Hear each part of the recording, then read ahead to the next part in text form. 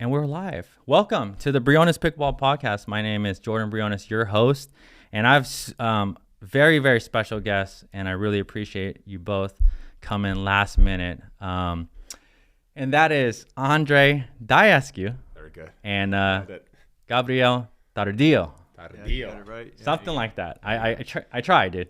I tried. That was good. That was good. Okay, so Thanks for having us, Jordan. yeah, no, I really appreciate both of you. I asked a lot of people to come on the pod. I know you pros are super busy on the tour and things like that, but I really appreciate it. We are just literally coming from PPA Mesa, and you guys made it all the way to the finals. And this is this the first time you guys are playing with each other or no? Second time. Second time. What was the first, APP or PPA? I was the PPA in California. Masters? Yeah. Yep. Nice. And how far did you get on that one? We got to the quarterfinals and lost to J-Dub and Dylan. Oh, Same guy. gosh. Yeah. Okay. So We're getting closer this time. We Though. could Okay. say we only lost so far to J-Dub and Dylan. Yeah. yeah, I like that. Okay. All right. Yeah. So we just got off the court. Really amazing play from both of you. I think for most pickleball players, I would say a little bit of an upset on some of the matches. Obviously, you guys came through the Johns, and also Riley and Thomas. So those are huge wins. What was the actually from start to finish? What was the draw? Or what was your first round actually? First Before. round we played, I don't remember the names. There were some singles guys, Oh, right? Okay. Yeah, if your memory doesn't go that far back, mine doesn't either. So No, we know we yeah. started on Tuesday. okay. Yeah, we played quite a bit of pickleball to get to where to the later rounds. I Yeah. think we played. If my memory serves right, I think we played 3 matches before we played Colin and Ben. Yeah. So what is that? 16, 8, 4. So we played about 6 matches to get to the final. Yeah. Awesome, man. Yep. Yeah, really, really good. Now you Yeah. guys qualified obviously right away, right? You didn't have to go through any of that, right? Qualifier. Well, We didn't play the qualifier, but we played the play-in. Yeah. So Oh, okay. Yeah. What's the difference between those?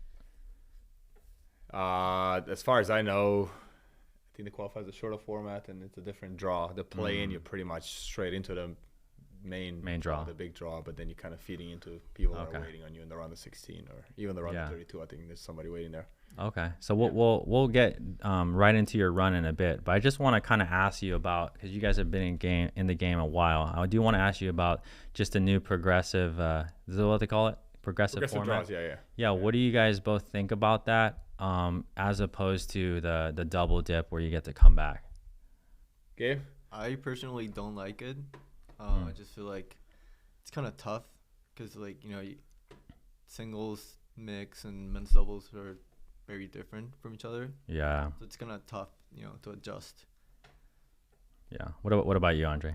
I obviously hear what Gabe is saying, but I do think it makes it easier in terms of scheduling your meals, your warm-ups, your Yeah. preparation. So it's something that obviously us pickleball players are not used to. Yeah. But I Sure.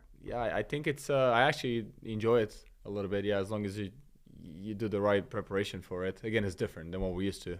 Not as many matches and different. Like Gabe said, you can jump in from mixed to gender, sometimes singles, like he's doing. So it's tricky that way. But yeah, I've always enjoyed being able to kind of schedule my day a little bit and get some meals in and do some preparation to get a good warm up. So I think it's a lot better than just waiting in a tent, kind of like when they're gonna call me, am I not gonna get cold, and when am I playing, and that kind of stuff. So I like the structure. Yeah, no, I like that. That's cool, man. So really good. I do want to get into your run, but before that, I don't really. We've chatted a little bit, Andrei and Gabe. I think it's the first time we actually met, and I appreciate you coming on. But I want to just get a little bit of background for the viewers listening. Andrei, I know you have a big tennis background, but why don't you just give just a little recap of how you came into the game and where you're coming from? So originally from Bucharest, Romania. The tennis background. I played college tennis here in the States for the University of Oklahoma on a tennis scholarship. Oh, okay. I played professional for whatever that was, 4 or 5 years afterwards. Had some doubles and decent success. doubles Mostly and doubles, singles? yeah. Okay. Yeah. played Davis Cup for my country a couple of times. Oh, Played in really? the, yeah, Okay. 2015 U.S. Open. So Awesome, tennis man. was fairly good. Nothing crazy, but decent run there. And then stopped. I had an injury there, shoulder injury, stopped, and then I was kind of out of the pro scene for a little over 2 years. And the club I was teaching tennis at, there were some members that played pickleball on a cruise ship, and they were putting some Scotch tape. Wow. On the tennis pickleball courts, Yeah. on the tennis hard courts, which used to be pretty common back then. I think it was like late 2016, early 2017. Okay. And then I tried it that way, and then they had an exhibition there. They had 2 pros at a time that came in. Kyle Yates was one of them. Oh, And, really? yeah, So yeah, the first time you heard about pickleball was on that cruise? no, I wasn't on the cruise. It was the members of the club I was at that played on the cruise, and they brought it to the club. They were Gotcha. putting those tapes on the tennis hard court, so I tried it with them a little bit, Got and then it. they had a couple of pros that came in. Kyle was one of them. Did like a learn and play type of clinic. Yeah. And then they talked to us about the rules and everything, and then they needed some people for doubles, and I jumped in and got whooped pretty badly, but I still enjoyed it, had a lot of fun, and I think it was about a month later I was signing up for a tournament just to Nice. kind of give it a go, and it just snowballed from there. Back then, 2017, there wasn't too much. The pro scene wasn't that organized. There were tournaments kind of everywhere, but it wasn't very organized. So 2019 really is when the tours kind of got established. Yeah. MLP came together in 2020, and then that's really when kind of the whole thing took man. off, and I got pretty serious with it. Yeah. Cool. So you liked it right away then? I enjoyed it right away, for sure. I enjoyed the game. I enjoyed the fact that I was able to compete again. Yeah. Physically I was fine. So a lot of positives there, and still at it. Awesome. All right. So Gabe, why don't you give a little background? I don't even know. I think you maybe had some tennis, but I'm not sure. I don't know your background completely. So why don't you? Yeah. I used to play tennis. I stopped at 14. Oh, okay. So juniors. Yeah. I mean, I took tennis pretty seriously. Like I would train like 3 hours a day. Wow. But I stopped at 14, so I never knew if I was good or not. Yeah. I was born in Bolivia. Moved in at 14 to the U.S. Why did you stop at 14? What was that? Because I moved here. Okay. Yeah, so I moved here, and then I was trying to still practice a little bit of tennis. Yeah. But then COVID came in, so all the academies were closed, and that's how I started to play pickleball. Wow. Okay. So you got invited and you started playing pickleball, and you just liked it. Yeah. So really, my grandfather built 2 courts in Bolivia. So really, the first time I played, I was 12. Wow. So, and what year was that? That's probably the only courts in Bolivia, probably. Yeah, they're now making more courts. Wow. But yeah, so my grandfather comes often here, and where he lives, they have pickleball courts. So when he went back to Bolivia, he liked the sport, and he built 2 courts over there in his vacation house. Awesome, man. Yeah. Cool. All right. So when did you guys? How did you two find this partnership?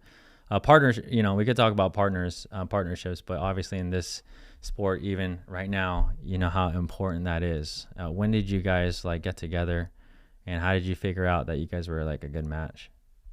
Well, we live about 10-15 minutes away from each other, so we used to practice quite a bit together. We still do, obviously. Yeah. And we at the end of last year we're talking about it, and we've been practicing so much together. We figured why not give it a couple of goes, in some of the tournaments to start the year and see how it goes. And I personally believe that being able to practice with your partner is huge. Yeah. I think the few tournaments we've played together showed it, and I'm looking forward to playing many more with him and hopefully having some good success like we have been so far. Awesome, man. Okay, so I wanna go through the run here that you guys obviously just coming out of Championship Sunday. I know it's your first appearance. I think for either of you for PPA. Is that right? I think so. Yeah. Yep. Yeah. So talk me through. Obviously, the big match is against the Johns, and I watched. I'm actually going to do a full breakdown on my channel of that match. But why don't you guys, what's your mentality going in? I know you guys get this question a lot, but obviously, playing top players, what's your mentality? And maybe strategy for you if you want to share that. Mentality obviously is pretty straightforward. You prepare for the match. You have a plan going in. We obviously watch a lot of video. We try to figure out how we can play up to our strengths. So we had a pretty definite plan going in. And throughout the match, we just kind of kept reminding each other of what we have to do and kept each other positive and with pretty high energy. And that was really the key to success. Obviously, being able to pull off a win against Ben and Colin is very hard, as the results have shown historically. They don't lose that often. And so we're super excited to be able to come out with that win. In terms of the strategy, I guess you'll figure out on your YouTube. Okay. All right. I will. Over there. Yeah. Really quick, a specific question for you, Gabe. Anything specific that you were focusing on, just in that match, just for you? Yeah. I mean, we were, because going into the match, we knew that we had to be aggressive. We're not gonna think Ben down. So yeah, I mean, we were just being very aggressive, speed up a lot, drive a lot, and we had really nothing to lose, so we just went for it. Yeah, no, you guys played awesome. Andrei, you're obviously on the taller side. You said 6'4", probably 6'5". 6'5", only on high heels, but 6'4". Right. Yeah. Gabe, you're 6'1", so you guys obviously had height. Still growing though. There you go. 15, 16. Yeah. Wait, what are you, 12, dude? 12. No, I'm 18. You're 18. Okay, I was gonna say okay. But Andrei, I've actually seen your game kind of develop over time, because I have watched some APPs when you played with Pesa. Yeah. And you've got a couple goals. Here last year, I think, with Pesa, yeah. Yeah, and you got a couple golds there. Yeah. But a lot of tall people, actually, because I coach a lot of players, a lot of tall people struggle with using their height to their advantage and leaning in effectively. I think you're one of the players that actually do it very well.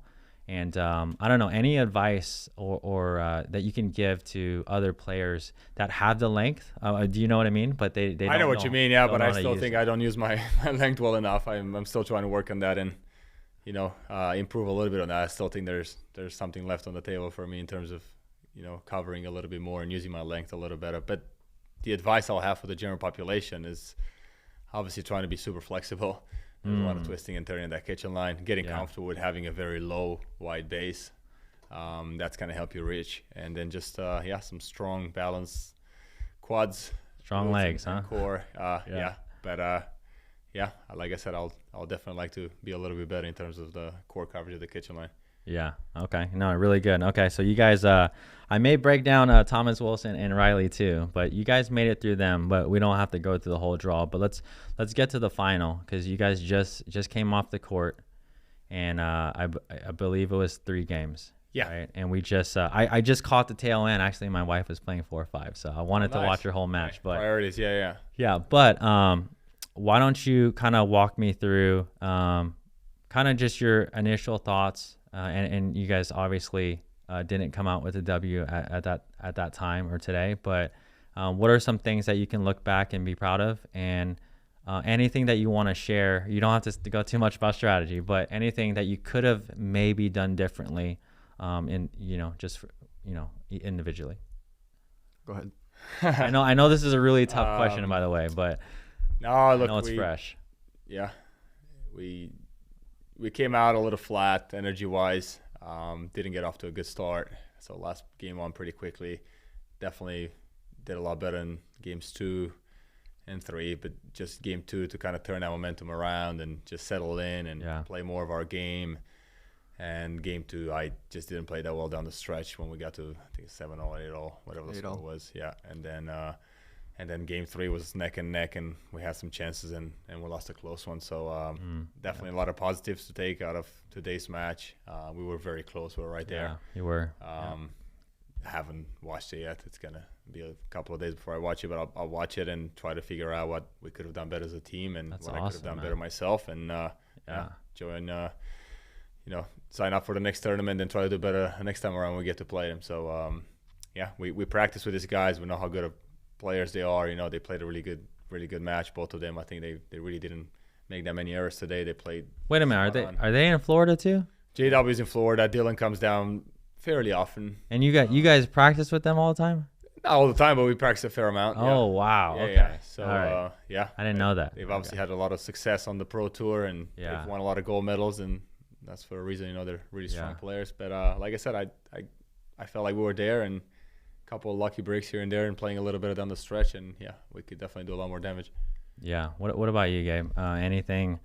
Just any thoughts? You know, it doesn't have to be a lot, I mean, they really played great. I think we did as well. Like Andrei said, I think we were a little flat on the first game, but yeah, I mean, maybe just, you know, a couple spots. Like I think I went a little too much to Jado's back end, you know, some unfortunate speed ups, but yeah. No, Okay. we played well, and they played a little better. Yeah. No, great job, guys. I mean, great game. I'm gonna watch it too, because as a coach, I study all you guys. So that's the cool thing. I study you guys. I study the patterns. I study the speed ups, and it's just really good to see that. So, all right.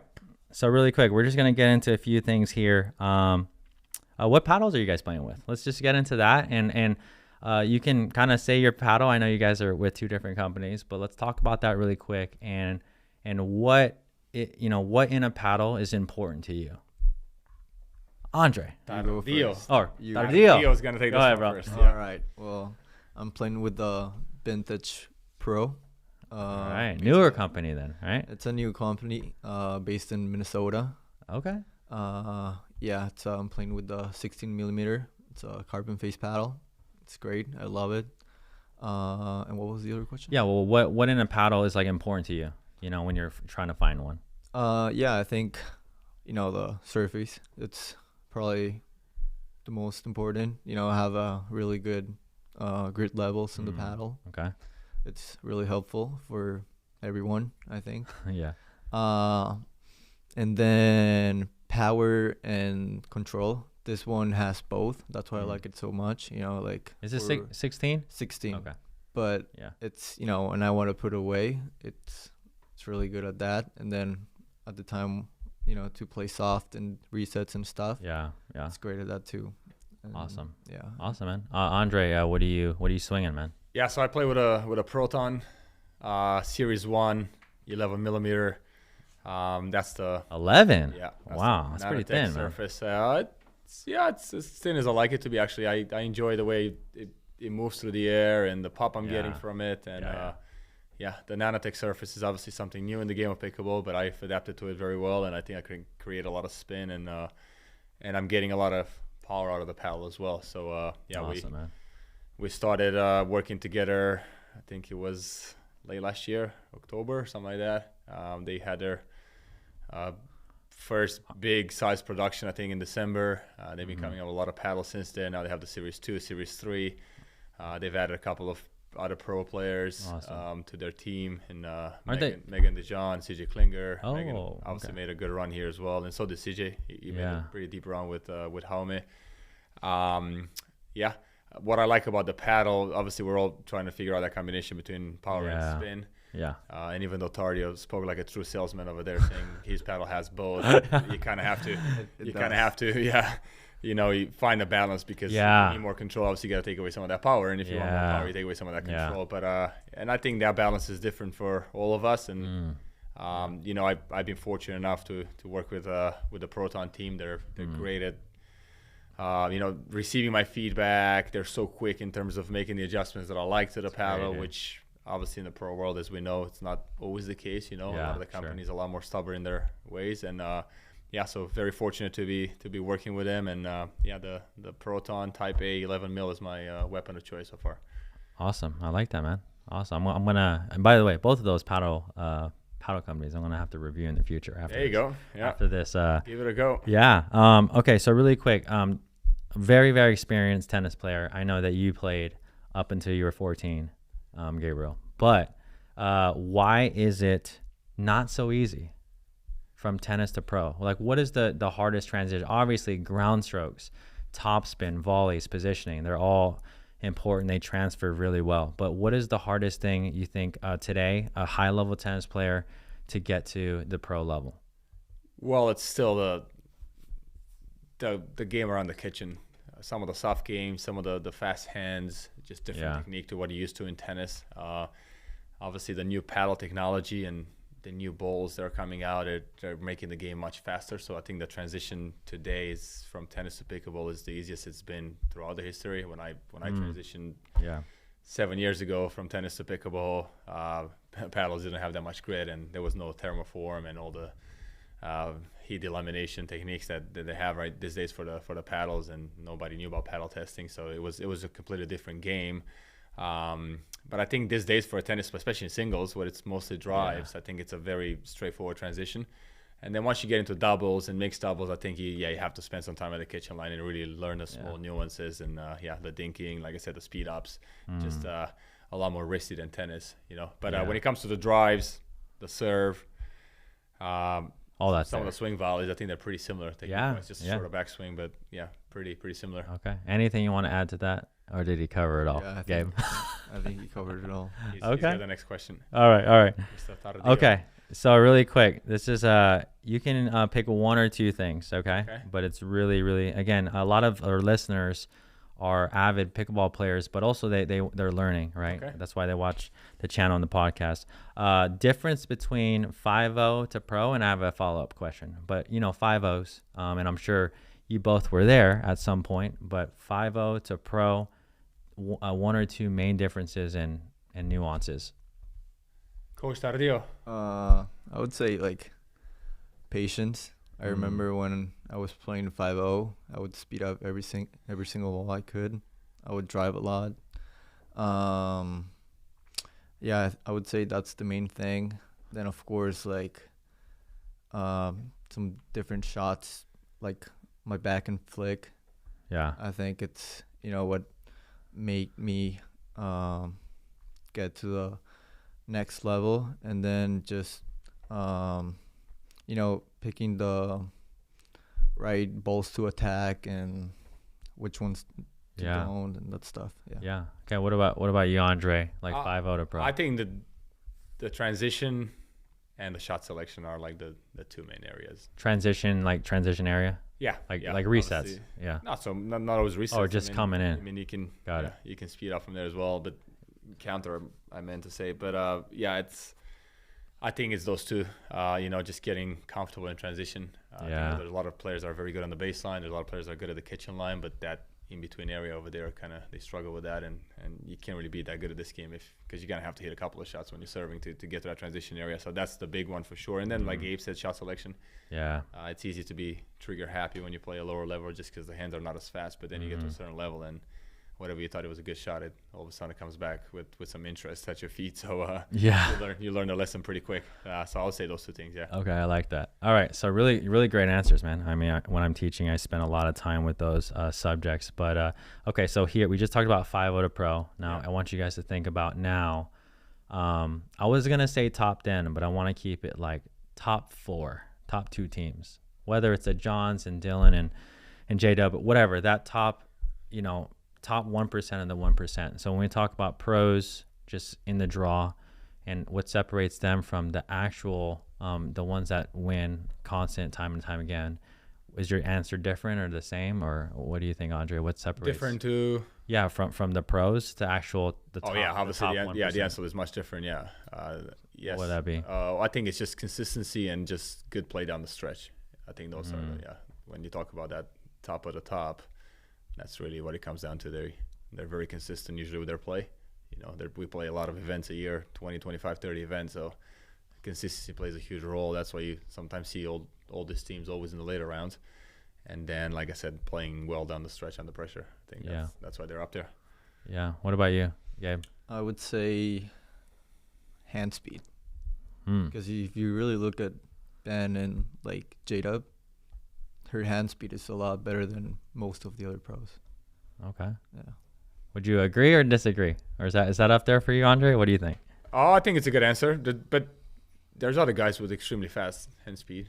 Yeah. James obviously is the first one that comes to mind. It's got a really clubby hand. I think there's a lot of players with fast hands. But definitely those two that you mentioned are for sure at the top of the game. Oh, yeah. Great answers, man. All right. So really quick, I want to because I know you guys are training, and obviously both of you have made tremendous waves in on the tour and also in your game, because I've seen obviously you've improved greatly in the past. Let's talk about 6 to 12 months.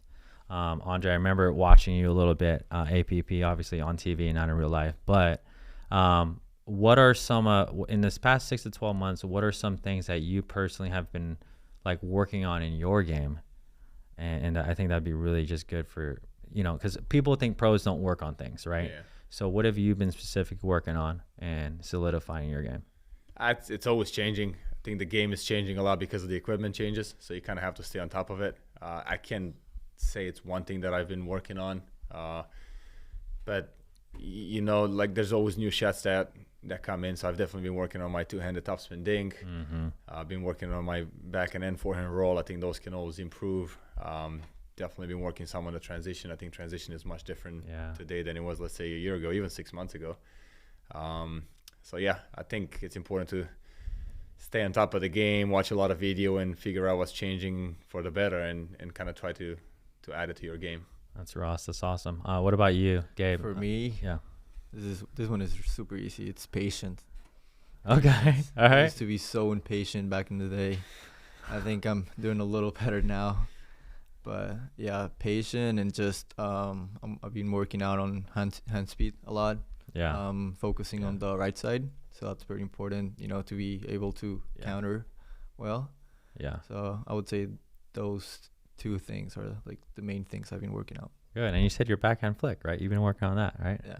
Yeah. No, that's awesome, dude. All right. So what is a regular drilling like? If you guys were to drill together, you only have 2 hours.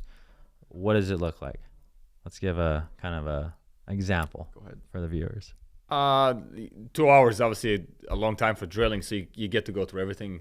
You start with dinks, straight up dinks, cross-court dinks, then you start moving each other around the kitchen line, then you get into some hands just to get that warmed up, and then you're looking at some speed ups and resets or counters, that kind of stuff. So you spend quite a bit of time at the kitchen line working on those things, and then once you feel like you firmed that up, then you move back to the baseline, do some drives, some drops, some drive-drop combos, that kind of stuff. And then, then you go into transition, which usually takes the most amount of time just because it's the toughest thing. Work on that, and then hopefully have 2 other guys over there so you can play some points. But if not, just finish it off with some skinny singles and try to apply what you worked on and into some point-playing situation. Okay. Is that what it looks like for you? Yeah. Okay. All right. Okay, cool. You missed serves? Yeah. And returns? Yeah, definitely. Serves and returns. How much do you work on serve and returns? It depends.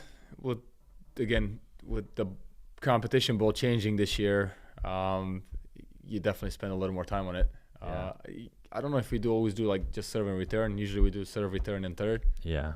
That's kind of the pattern we train, but that kind of includes the serve and the return. And, you got to put in the time for those. I mean, the rules on the body movement have changed, for the serve. The balls have changed. So I spend probably a good, I don't know, the first few weeks, probably like a 15-minute a day on those. Yeah, on those, which I normally wouldn't. I'll probably spend maybe 5 minutes or so. Yeah. And you're not playing, you're playing singles, but you're not, right, Andrei? No singles, yeah. No. Why is that? Just because he's just not as young as Gabe over here anymore. So how old are you, Andrei? 36 in a few days. Oh. Yeah. Okay, you're only a few years older than me, man. Come on. Yeah. And only 18 years older than Gabe, so it's not a fair fight when it comes to singles. He's got a younger legs, but yeah, I've played a bunch of singles before.